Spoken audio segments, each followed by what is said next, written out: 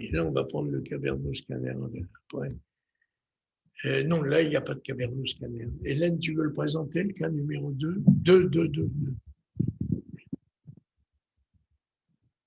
Alors, le cas numéro 2, qui correspond déjà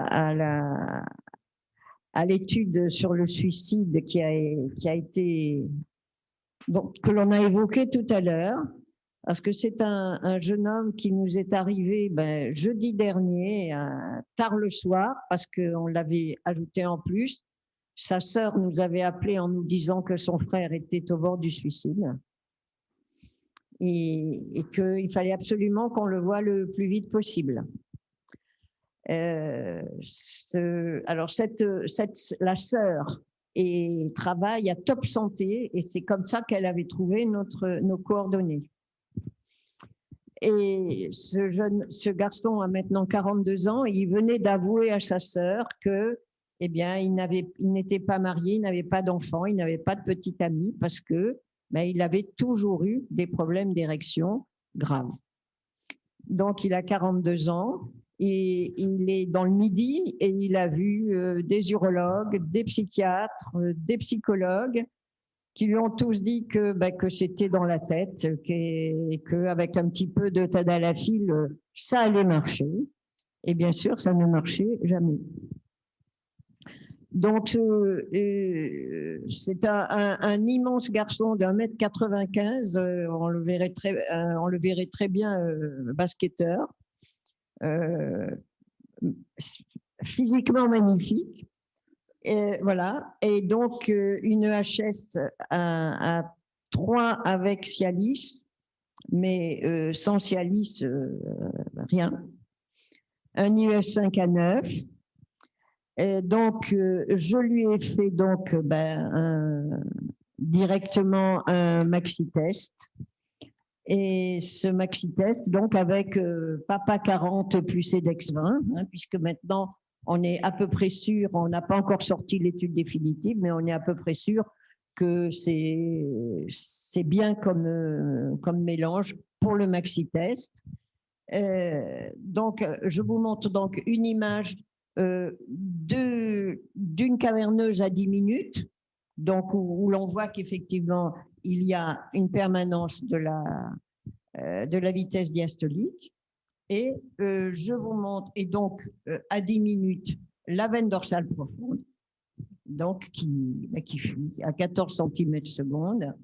Et j'avais qu'une HS à 3 chez ce patient, ce qui correspond à son EHS quand il prend du Cialis, mais qui n'a pas été durable, qui est retombé très rapidement, sans éthyléphrine, sans rien. Et donc, et même, vous voyez dans la troisième image ici, sur le fond des corps caverneux, le prolongement de cette fuite majeure de la veine dorsale profonde. Voilà. Donc, ce jeune homme est reparti dans son Midi avec un grand sourire. Et donc, bien évidemment, qu'est-ce qu'on va lui faire? On va lui prévoir un cavernoscanner et puis vraisemblablement le mettre dans les mains du professeur Allaire, ce qui attend avec impatience. Tu peux nous montrer le prolongement de la fuite comme ça? Oui, d'accord. C'est là, voilà. D'accord, tout doucement comme ça. Là, si tu veux, tu as... Enfin, le prolongement, je ne sais pas si c'est un prolongement, mais la fuite est là, mais on voit ce flux veineux bleu qui continue là, qui, à mon avis, est une... Enfin, je ne sais pas ce que c'est, on le verra au cavernoscanner. Alors, oui, en tangentiel. C'est ce qu'on appelle l'incidence d'Hélène. On a baptisé l'incidence d'Hélène parce qu'on ne l'a jamais trouvé ailleurs. Oui, oui, d'accord. Oui, oui, tout à fait. Voilà. Tout à fait. Et donc, on va jusqu'au fond des corps caverneux, là. Voilà, non, c'était pour vous souligner encore l'aspect dramatique chez les jeunes et surtout, de nouveau, moi j'ai mis chemin de croix, hein, généraliste, il a quand même été vu dans un service d'urologie de première classe à la Timone à Marseille. Il a eu une échographie artérielle insuffisante, bien sûr, et on l'a baladé entre sexothérapie et tadalafil quotidien.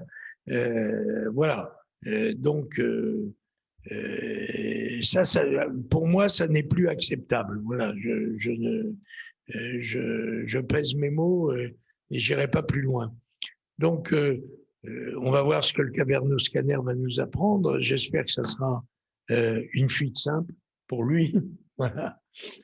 Et donc, le cas suivant, on peut passer à l'autre. Sur quoi je clique? Là? Voilà.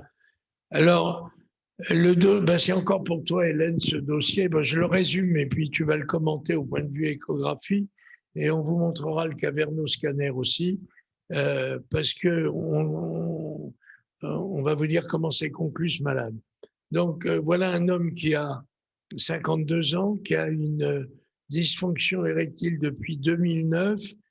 Qu'en le réinterrogeant après qu'Hélène ait découvert ces images que je te laisse commenter, on a appris que pendant des années, alors c'est un homme d'origine africaine, je crois malien ou quelque chose, non haïtien, pardon, haïtien. Je n'ai pas d'origine africaine, enfin il est haïtien, afro-américain comme on dirait, haïtien. Il s'était pendant des années appliqué des onguents pro-érectiles dont j'ignore à peu près, mais d'après la description qu'il m'a faite, il y avait sûrement de la coke là-dedans. Et ça m'a rappelé des patients que j'examinais quand j'allais en Afrique et qui avaient eu cours au tradi praticiens et qui avaient des espèces de verges mollassonnes ou rigides par endroits. On ne sait pas trop quoi. Bon, bref, Hélène lui fait, du coup, dans le doute, un mini maxi-test à 50 unités. J'ai d'abord fait une. Non, j'ai d'abord fait. J'ai d'abord fait. Non, parce que comme il avait signalé qu'il avait eu en 2000, je sais plus, en 2009, un trauma. Donc, j'ai commencé par lui faire une exploration sans injection. Et je pense que c'est avec l'examen sans injection que vous voyez ici en transverse, avec ces espèces d'énormes lacunes intracaverneuses, d'aspect tout à fait bizarre et que j'avais jamais vu ailleurs. Comment? De l'emphysème. Oui, voilà. Très, très étonnant. Voilà. Et donc, après, je lui ai fait un test avec 50 unités de, je ne sais plus de quoi. Serritine 2005. Voilà, c'est-à-dire que je me suis méfiée, je n'ai pas voulu lui faire un maxi-test. Je lui ai fait juste un intermédiaire entre le mini et le maxi-test. Et voilà les images incroyables que j'avais sur le plan hémodynamique, avec ces lacunes qui se remplissaient comme ça de sang, voilà. Et en plus une fuite évidente par la veine dorsale profonde. Donc, on a quand même, alors, comme j'avais quand même un score veineux significatif, j'ai quand même demandé un cavernoscanner parce que de toute façon, il fallait un petit peu élucider à la fois ces anomalies intracaverneuses et la fuite de la veine dorsale profonde. Donc, on a demandé le cavernoscanner et vous allez voir les images parce que c'était quand même assez intéressant. Ça va être lequel? En attendant les images, lors de l'injection, l'érection ou la dureté, plutôt la rigidité était homogène sur la longueur du pénis ou pas? Je ne me souviens plus. Oui, d'accord. Donc, je ne sais plus. L'un après l'autre. En fait, pardon, on les a enlevés, tu les images. En fait, ça, J'ai c'est pas- C'était une question non, sur, c'était la question c'est sur. déconnecté. Ah oui, il faut le reconnecter, oui. Euh, Un petit instant, il faut qu'on reconnecte visuel. on le saura pour la prochaine fois. Voilà. Et Ronald, qu'est-ce qui t'a fait soupçonner la cocaïne parmi les préparations? Parce que c'est le moyen d'obtenir une érection durable. D'accord. Les, enfin, j'ai appris ça comme ça, Ouais. j'ai appris ça par des spécialistes. Le moyen d'avoir une durée, c'est de s'appliquer de la cocaïne sur le gland. Est-ce que ces onguents en possèdent plus et qu'on en met plein? Et ça, c'est une certitude que en liquide, ça. Enfin, et les cocaïnomanes obtiennent facilement des érections durables. C'est peut-être une des raisons d'ailleurs de l'utiliser, autre que pour les traders de la bourse de tenir 24 heures sur 24. Enfin, Nous précisons tous que ce n'est pas une thérapeutique de la dysfonction érectile. non. Vous préférez quelle vue, monsieur? Oh, peut-être le complet, non? Le complet. Oui, le complet. Le complet, Oui, c'est voilà. celui-là. Voilà. Alors, juste un On va instant. l'agrandir. Juste un instant que je Oui. repasse sur. Tac. Et donc, ça va être Donc, celui-là. le cavernoscanner, comme vous l'a rappelé C'est bon. Étienne tout à l'heure, se fait en 3 temps et il est analysé alors en coupe native, comme vous avez vu, mais nous l'utilisons après traitement par la firme Visua. Non, tu me mets sur le. T'as pas mis sur là. Ah, j'ai déjà mis, en fait. Non. Remets-toi là et agrandis là Je suis déjà dessus. vers le bas. Non, il faut le. C'est pas facile avec la. Voilà. Non, pas tourner, agrandir. Là, ça, voilà. Et vers le bas ou vers le haut. Non, Il n'a pas voulu le prendre, en fait. ici, il doit le prendre. À mon avis, c'est le fait que ça soit, ça passe par Zoom, en fait. Ah, J'ai arrêté de partager, je vous fais la. C'est parce que. qu'on agrandisse un peu l'image. Attendez, je le reload et ça sera mieux, à mon avis. Voilà, c'est ça. Voilà, là, ça va aller. Tac. Non, il ne faut pas cliquer dessus, il faut remonter comme ça. Voilà. Ok, après, je repasse sur Zoom. Pourquoi? Parce que Ah, c'est. pour que les autres Voilà. voient. Voilà. Voilà, très bien. Donc, vous voyez ces images, mais on peut tourner d'ailleurs après. Ouais, ça devrait marcher maintenant. Hein, ça va marcher. Oui, voilà. C'est le remplissage là, ou le complet? Je crois que c'est ça devait être le remplissage Non, il faut mettre le complet. complet. Voilà. Vous voyez que ça fuyait déjà dès le Voilà. remplissage. Donc, je ferme La ça. surprise qu'on a eue, c'est qu'on n'a pas vu la traduction iconographique des lacunes. Même sur les petites natives. Mais s'il y avait des trous dans le. Si, je crois qu'on l'a vu. Attends. Oui. Voilà le remplissage. Voilà, c'est bon. Alors, là, c'est bon. Oui, c'est bon. Il y a des fuites massives. Vous voyez, puisqu'elles sont généralisées, hein, c'est un type D de la classification Virag-Paul. On va le faire tourner un peu. Voilà. Vous voyez une grosse veine dorsale profonde, un drainage absolument massif par le Santorini, mais par les veines latérales. Bon, il ne remplit pas totalement. Et ce qui nous avait frappé avec Hélène, c'est les trous. Voilà, ici, il y a un manque. On va essayer d'agrandir l'image.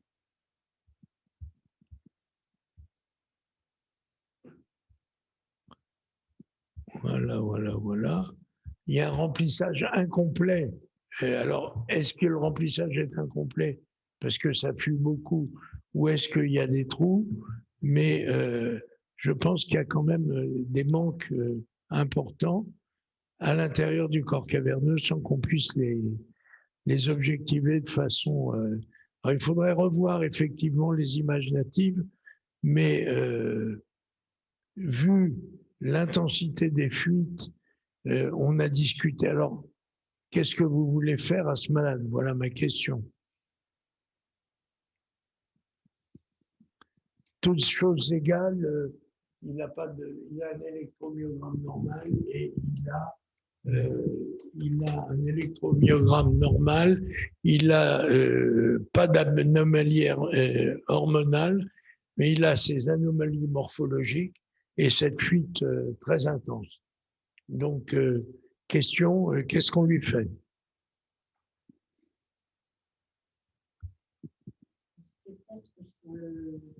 Sur le remplissage, il y avait les trous dans le portail. Alors, remettons le remplissage. Normalement, ça devrait marcher si on est en direct.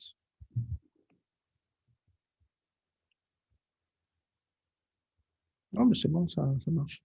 Okay. Voilà. Donc, on agrandit. Voilà, très bien. Et je vous laisse les placer. Voilà cet aspect très bizarre des corps caverneux, avec même au milieu, je pense qu'il y avait une espèce de lacune, de trou au milieu. Quand tu le bouges. Ouais. Voilà. On peut faire tourner un peu. Oui. Voilà. C'est incroyable. Oui. Non, jamais vu. Non. Voilà. Et c'est pas l'aiguille de Pascal. Pour l'aiguille de Pascal. Voilà. Mais ça veut dire, comment vous interprétez du coup? Est-ce que ce que tu nous as montré sur l'échographie, c'était des lacunes, d'accord? C'est-à-dire avec du sang dedans. Là, on voit une lacune qui est un peu l'inverse finalement, c'est-à-dire une zone peut-être fibreuse. Regardez par l'arrière. Sans remplissage. Regarde par l'arrière, on le voit bien aussi. C'est étonnant. Donc il aurait des trous de gruyère, un emphysème, plus des zones combles, de comblement tissulaire. Oui. Alors, question qui s'est posée, encore un homme encore jeune, très bien accompagné avec une épouse très compliante et qui participe de très près et au diagnostic et à la recherche thérapeutique. Et qu'est-ce que vous proposez là, les jeunes? Quelles sont les options déjà? Quelles sont les options? On fait la liste.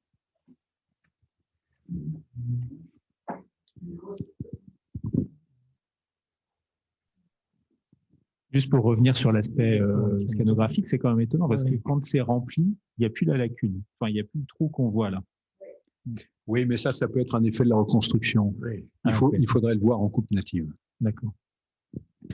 Il suffit que entre ces lacunes, enfin ces images de vide qu'on a vues au remplissage et le temps suivant, il suffit qu'il y ait un remplissage de tissu érectile encore intact proche de la surface du corps caverneux pour qu'on ne voit plus le trou au centre. En fait, on enlève ce qui est plus simple. Donc, les options, j'ai trouvé traitement pharmacologique classique, Péros. Ça marche pas. Les injections. Ça marche pas, puisque là, j'ai fait un maxi-test. Au maxi-test, j'avais pas eu d'érection rigide. Ah oui, d'accord. Au cavernoscanner, il n'a pas donné non plus d'érection rigide. Voilà. Ensuite, la chirurgie. Il faut toujours, devant chaque patient et chaque cas, faire vraiment la liste, comme toujours en médecine. La chirurgie des fuites veineuses, option. La mise en place d'un implant, option. Voilà. C'est-à-dire que là, s'il y a une chirurgie des fuites veineuses, chez ce patient-là, ce serait en plusieurs temps. Bon, après, on peut discuter la technique, tu as tout à fait raison. Moi, j'aurais plutôt tendance à la faire en un temps. On peut en discuter, mais en tout cas, ça ne serait sûrement pas une faute de le faire en plusieurs temps. Mais je dirais, la question qui est dans l'esprit et de Ronald, et peut-être un peu dans le mien, finalement, quelle est la nature, la cause ou les causes de cette dysfonction? Sont-ce les fuites et uniquement les fuites? Ou est-ce qu'il y a une part structurelle? L'altération, c'est ça, l'altération du tissu érectile. Et donc, même si on traite efficacement les fuites, qu'en sera-t-il de ces dernières? Quelle chance a-t-on de... Voilà. Donc, le docteur Ronald, tu l'as revu, je crois, hier ou avant-hier, et de façon très raisonnable, il a accepté la pose d'un implant. Il a quel âge? 52 ans. C'est une bonne option. Oui, avec une femme pharmacienne qui a tout compris et qui a accepté aussi. Voilà. Oui, je leur ai quand même ouvert l'option chirurgicale conservatrice en leur disant qu'on la discuterait potentiellement, en leur disant que l'option derrière sera forcément l'implant.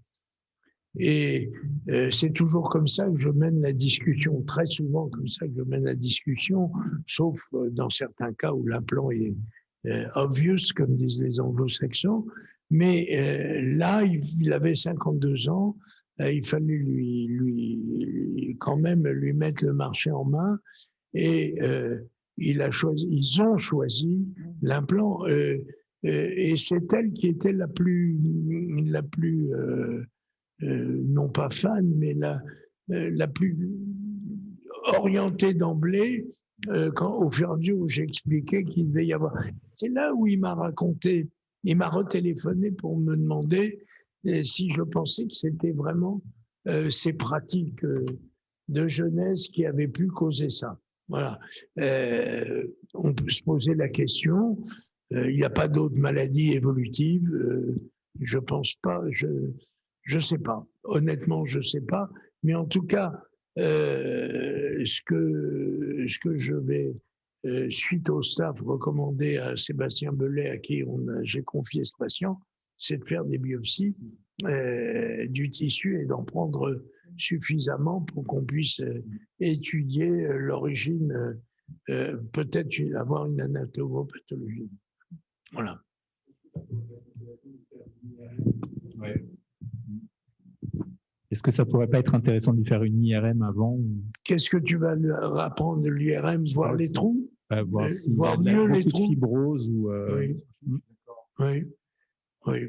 Ça peut guider, mais il va voir, si c'est de la fibrose, il va le voir en pérope.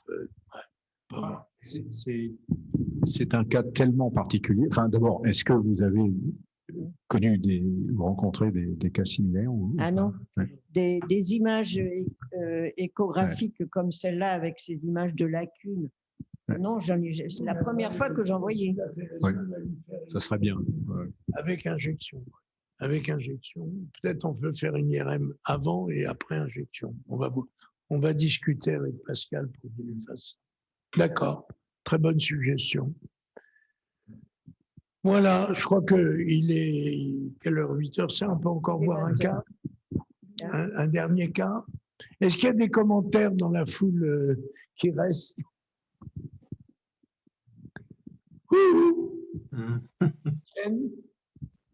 Est-ce qu'il y a des commentaires ou des suggestions ou des questions possibles?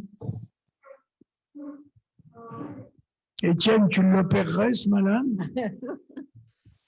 C'est sûr que spontanément, j'ai un peu pensé à l'implant, mais parce qu'on sent que c'est peut-être pas le profil qui va réagir le mieux à de la chirurgie. Après, c'est vrai que ça a discuté avec lui, quoi.